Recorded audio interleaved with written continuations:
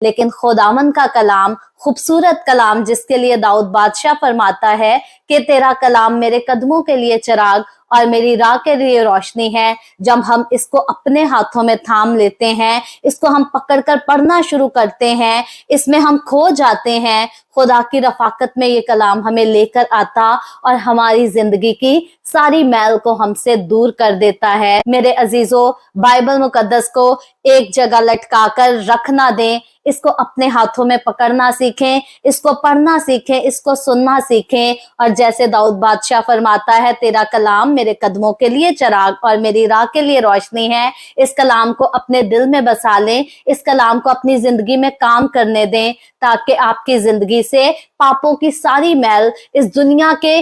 داغوں کی ساری میل جو ہے وہ دور ہو سکے اور آپ کی زندگی خداوند کے زندہ کلام سے روشن ہو سکے، کیونکہ خداوند کا کلام جو ہے وہ زندگی دینے والا زندہ کلام ہے، اور یہ ہماری زندگی پر اس وقت بولتا، اس وقت کام کرتا ہے، اور کس طرح سے بولتا، کس طرح سے کام کرتا ہے، ہماری ضرورت کے مطابق خداوند کا کلام ہمیں گائیڈ کرتا ہے، ہمیں مصیبتوں سے نکلنے کا راستہ بتاتا ہے، ہمیں زندگی کی باتیں بتاتا ہے، گناہوں سے معافی کا راستہ بتاتا ہے۔ سو میرے عزیزو، خداوند کے کلام کو اپنے دل سے لگائیں، اسی سے محبت کریں، اسی میں بھرتے رہیں، اور خداوند کا کلام میری اور آپ کی، ہم سب کی زندگیوں کو روشن کرے۔ خداوند آپ سب کو برکت دے، آمین۔